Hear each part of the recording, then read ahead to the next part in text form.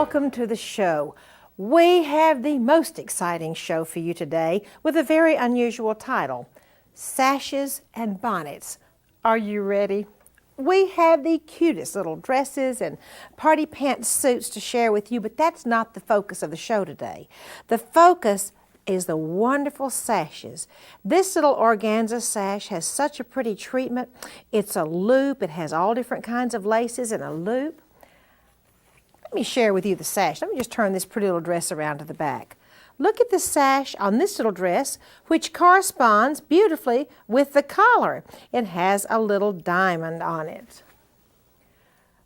Another beautiful dress with hearts on the bodice and hearts on the skirt, but that isn't what I want to show you.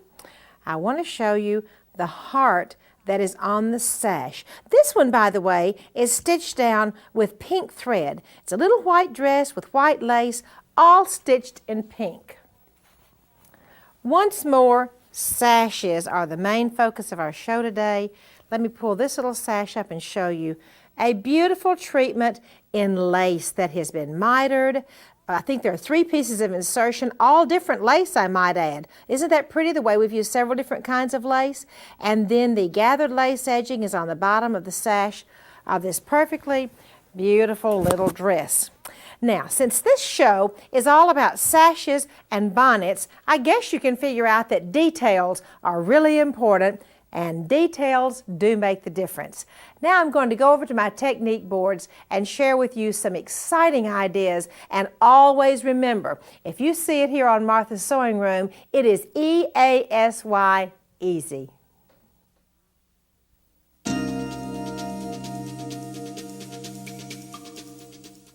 You are going to love seeing these sash treatments.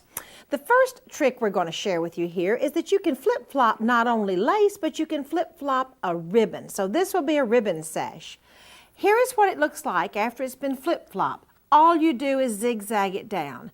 Now then, to finish this sash, I'm going to put mitered lace on the bottom, zigzag it to the sash, and then over here you can see that the excess sash has been trimmed away, therefore making it peekaboo. Now, isn't that a beautiful sash? Next is a really creative little bow with several little flippy floppies down below. I'm going to pin it, go over here, pin all the rest of it, get the lace edging shaped into the bow. Then I will zigzag it down to the organdy, trim away the excess organdy, as you can see I've done here. Then take this piece over to the edge of the sash. See, on the very bottom of the sash, zigzag it down, and then guess what I did later? Go under here, trim it away, and here is my finished sash. Now, isn't that pretty? That's almost 2 little bows and then a loop underneath that bow, it seems to me. Now then, I have even more beautiful sashes for you. This particular one up here has a loop. You see there, I pinned the big side of the lace. I opened up that loop just to show you that you can pull a string and make that loop lay down. Let me go under here and grab one of the threads and pull it for you to show you how just magically, you know, this magic lace here, the lace from France and England, you see how that just, all I did was pull a string and it lay down flat. All right, I will come over here, shape that beautiful figure onto the edge of the sash, zigzag it down. Well, I didn't zigzag that one actually. Over on this particular piece, which shows the sash finished, you will see how I wing needle entredot this sash, the lace down to the sash, and then a sweet little silk ribbon flower here and a little silk ribbon flower up above it. The next sash has a really, really interesting double needle pin tucks treatment. 2 curved rows of lace placed on pin tucks, and then gather your lace edging, butt it together, and zigzag it. Once again, after that is finished, I have to go in and trim away the double needle pin tucks, and here is the finished sash, so pretty and just ready for the sash for that special little one in your life. Let's do some lace shaping on netting. Netting, and you know you have to use water-soluble stabilizer when you go under netting. So I've made a heart, I've zigzagged it down. See, make the heart, zigzag it down, trim away the netting, and then take the whole piece, put gathered lace edging around it, and zigzag it to the bottom of the sash. Isn't that a pretty sash? We're all finished up there. Just that pretty heart right at the end. A real quick trick. This is the edge of a fancy band. All three of these are, rather. So if you want to make a beautiful sash, what you might do is just make a little extra fancy band on your dress and cut it off for a sash. May I invite you to come over to the sewing machine and let me share with you some actual sewing on these pretty sashes. It is just one of the most exciting things in the whole world to sew, period. I love to sew, and especially when I'm making something this pretty. Let's start with step one. Here I'm making a diamond. I fold it all ready to go on the sash. And this is something really special right here. I have sewn this diamond down using a wing needle entredot. The wing needle entredot makes little holes, and it kind of looks like a railroad track for ants. That is one of my very favorite ways of stitching lace to fabric. Also, anytime I use wing needle entredot, I must use a stabilizer of some kind. This one is a tearaway stabilizer. All right, this particular piece of lace I have stitched down on a sash. Now here it shows it has been stitched with zigzag, and of course I'm not going to use navy blue thread on my granddaughter's little sashes on their pink dresses. The final sash, stitched in ecru thread, is ever so pretty and has the entredot and lace at the bottom and a tiny, tiny little bullion rosebud stitched right in the corner of the sash. For those of you that would like to know how to stitch the flat lace onto entredot, it's very simple. You simply trim away the seam allowance of the entredot, butt the lace up to it, and zigzag. Here is another really sweet sash. I have made a lace heart with lace around it, and I have pinned it onto the sash. Now, to put the wing needle entredot, let me pull this around here. I will start right here where the sash where the lace joins the sash, and I'm going to do curved wing needle entredot all the way around the edge, and then I'll just curve it so pretty, and then I'll trim away the excess. Now I don't have time to stitch all the way around there, so I will take, because we're going to the next project, but you get the idea of wing needle entredot around the heart. I have two of the sweetest bonnets you've ever seen in your whole life. These are newborn baby bonnets, and they are very easy to make. This little bonnet is for a little baby boy. It is very tailored. It is made of linen. This is purely honeycomb wing needle machine stitching in blue on the ecru linen. It is trimmed at the bottom with entredot, and you can see I have run tiny little silk ribbon through the entredot, and it has lace edging on the bottom. The little girl bonnet, let me turn it sideways so you can see, is made out of the lovely embroidered English 100% cotton netting. It also has entredot at the bottom. These are very easy to make also. Here we go. Let's make those two pretty bonnets. The little boy bonnet, brand newborn, is made from a piece of handkerchief linen. Right here at the bottom, there is the wing needle honeycomb stitching, absolutely beautiful. Then 2 rows of machine gathering threads go around the circle of the pattern. It's gathered up, and then entredot is stitched to the bottom, and then after the entredot is stitched, I'm going to trim away this little piece of entredot and put a piece of lace edging. The little netting bonnet, which I have partially completed right here in my hand, is very easy to make also. As you can see, the netting already has the finished edge, so I'll run 2 rows of gathering threads around the top. I will gather it up. I will put the entredot on the bottom of the bonnet, trim it away, and then put my lace edging on the bottom of that bonnet. And then, after I finish making the bonnet, I will put some pretty little ribbon ties on the bonnet. Newborn bonnets, beautiful sashes, wonderful stitching on your favorite sewing machine. Sewing is absolutely my favorite activity, my favorite hobby in the whole world to do. And we even have more beautiful bonnets for you. This time, my little doll has a special bonnet to share.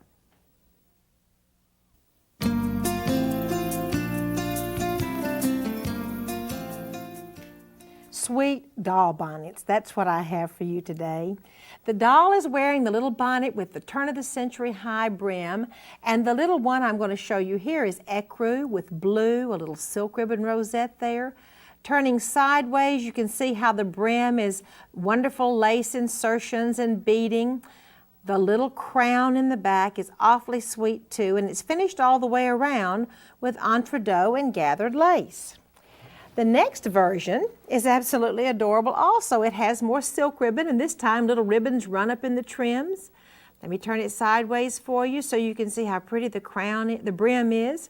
The crown rather, I'm sorry, and then the little round piece in the back that's so cute on the back of the head. Once again, little silk ribbon ties. Even another version of this pretty little bonnet has Swiss hand loom with blue and green, another little ribbon, precious laces across the back, and the crown is just plain this time, not too fancy, entredeaux and lace trim. All of these just ready for your sweet little doll. How is this put together? Really pretty easily. Let me share with you. First of all, I zigzag all of the different pieces together that I'm going to use for the crown and then for the little circular piece in the back. All right, see, here's the batiste brim, and then here's the crown. Next, I go ahead and sew those together. Here's my brim of the hat, and then I'm going to make a lining for the brim, and this one has iron-on stabilizer to make it a little bit thick. Next, I go ahead and sew my edging, the gathered edging, onto the brim of the hat, and this will later be inserted into the whole bonnet. Now, I'm going to put the crown of the hat and then the little circular piece in the back, sew them together. So I'll put them like so and zigzag them together. Now this piece, after I turn it right side out, has to have a lining. So I've made one just like it, and I put wrong sides to wrong sides and slip it right in the middle of that little bonnet. Okay, here is the crown that goes across the head, the piece right there. You're going to run ribbon through it. Next, I have to get that brim inserted in this bonnet. So here's the whole base of the bonnet, and the brim is inserted right in the middle. In other words, I put the brim in the middle of the rest of the bonnet and stitch across it, and then when I turn it right side out, my little bonnet is all lined, and there is my little brim that's sticking up. To finish off this little bonnet is very easy to do. I've used entredeaux and gathered lace edging trim. I simply put it onto the bottom of the bonnet, stitch in the ditch trim and zigzag, come around here, and you can see how it's all folded down. The last thing I will do in order to make this little bonnet ready for my dolly to wear is to put the ties, little silk ribbon ties, and then tie it up and put it on her pretty little head. I have one more bonnet to share with you. This time it has lots of little silk rosette, silk ribbons. This one is in blue. Let me turn it sideways so you can see it has a little frou-frou right there, a little ribbon frou-frou. Lots of lace lined in blue. Now, wouldn't your doll just love a little bonnet exactly like that? I think she would. One more last bonnet, this time in ecru with silk ribbons. Let me turn it around. This one even has little silk ribbon rosettes on the back and a wonderful little frou-frou tie. Next, I have a silk ribbon embroidery stitch to share with you.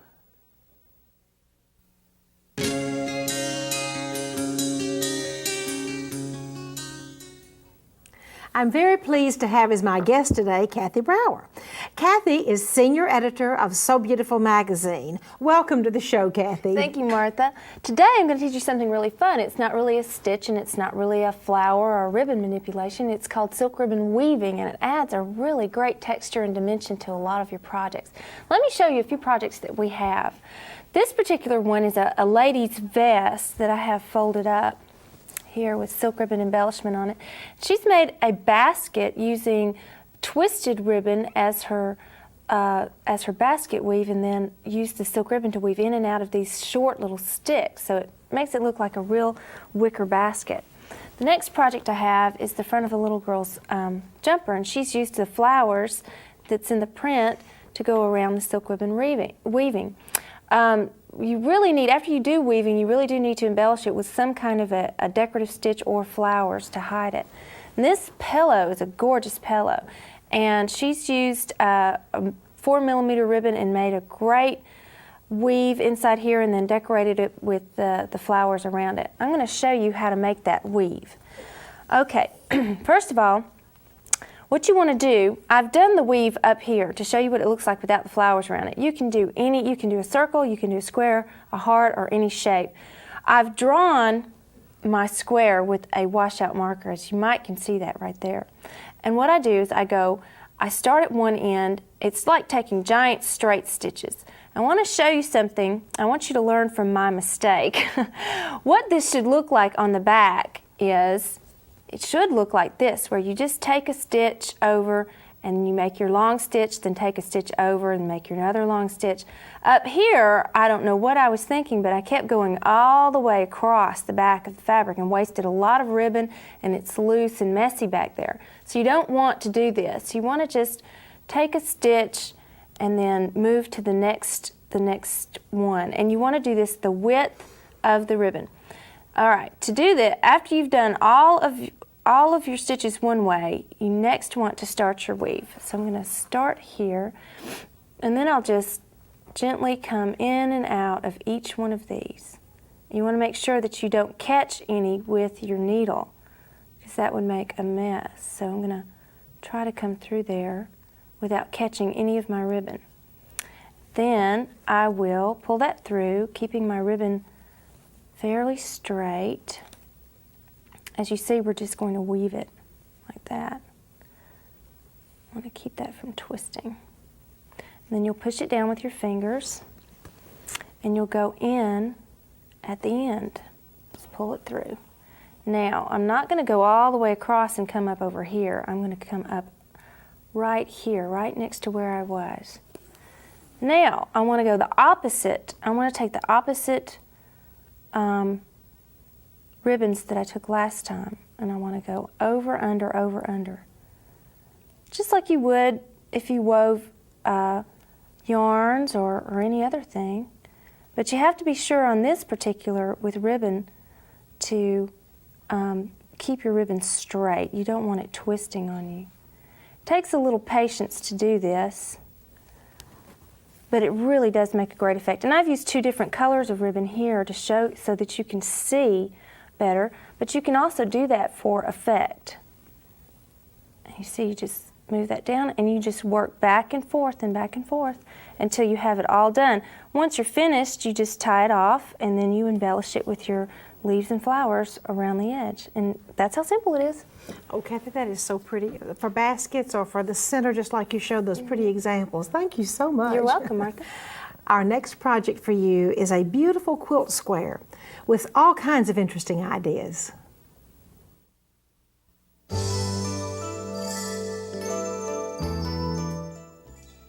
You are going to love this quilt square. Since this is the Sash and the Bonnet show, we call this quilt square the Sash Tail Square.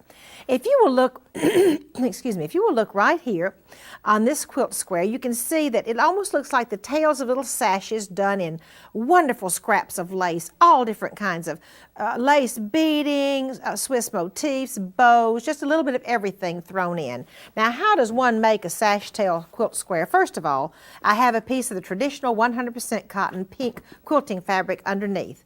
Then this is a piece of the lovely cotton netting. Okay, I crisscross the beading in the center, make a little beading heart, a little bow, a little tied bow.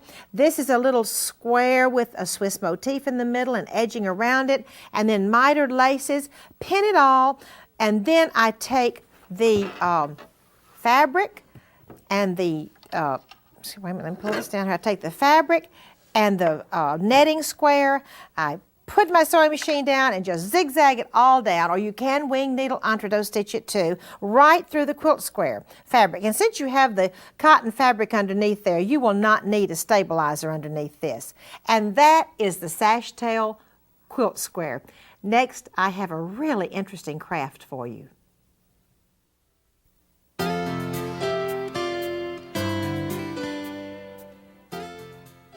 since hats are all the rage now, we thought we would just have a really fun hat that would be easy for you to make and would probably cost a lot of money if you were to buy it in a designer hat shop. The little straw hat we have here is a wonderful brown straw, bought at a craft store, hot glue gun, the whole project is. The roses, the silk roses are glued in, and the ribbon. This is really what I want to show you though. This is a type of ruching. This is an ombre ribbon which runs shades of peach to brown to green. And oh, by the way, notice the wonderful use of the antique lace right behind the ribbon. First of all, start out with the hat. Then the ribbon, in order to ruche it, straight stitch up and down and up and down, and then pull it, and you will get that really interesting ruching. Then that goes around the hat along with the lovely, lovely antique ribbon, and then just various and assorted roses, and here's a leaf. Of course, you'd have to cut the stem off a little bit, I might add, unless you want a very peculiar looking hat. And then the final touch is a hat pin put right in the top of that hat.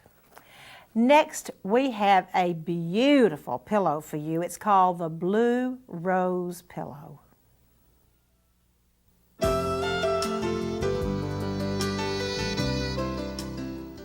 Just wait until you see this beautiful pillow. The blue flowers, I think, may be the prettiest flowers I've ever seen. Here's a light blue one and a dark blue one. See those wonderful little petals? By the way, this is made out of water-stained taffeta. And then the pillow has a beautiful sash across it. Really, these flowers are reasonably easy to make. Let me show you how to do it. First of all, I have my strip folded over. This is a double strip. And I have drawn off the graduated arches. In other words, here's one, here's one, here's one, and they get bigger all the way across. That's step number one, to draw the arches all the way across. Then step number two is to come in and stitch just a close straight stitch on the arches, around and down and across, around and down and across, around and down and across. Then after you stitch all the way across, then trim away the excess fabric, clip the curves if necessary, and turn it all right side out. All right, now you see I have some little petals that magically appeared. The next step is to serge across the bottom, and then this line right here is a row of gathering stitches. Run the gathering rows right in here, and then, now that I have my finished piece, I pull the petals, pull the gathering rows, and as you can see, it begins to gather up, and then I just kind of twirl it and makes a little flower. See, that's beginning to make a little flower. And then I will pull my gathering rows, and I will do the whole row like that, and that is how you make that wonderful cabbage rose. Now, to finish the pillow, it has a sash across it. Put the piping in, and then attach your finished roses, and I believe you'll get a lot of compliments on that pillow. Won't you come along to my attic, where I have a perfectly wonderful antique garment to share with you.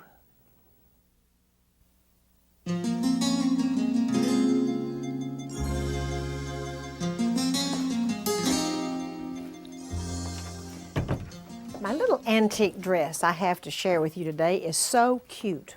I bought it on a recent trip to France, and I bought it in a flea market. It almost reminds me of a little dress, the little styles in the 1920s, and that's really where I think the era is. But what is so cute about it, it has all these little ruffles across the top and ruffles across the bottom. But the way it is made is so unusual, and I just have to show you. The whole sleeves are put together with snaps, and actually the whole little dress just opens up. So I guess they just slipped the little dress on and then snapped it up on the shoulders. Actually, I'd never seen a dress like this in all of my collections. I'd never seen a little dress that totally opened up on the shoulders like that. Kind of cute and very French. Thank you so much for joining me in my sewing room today. I've had a good time, and I hope you have too. And I'd like to invite you to join us next time.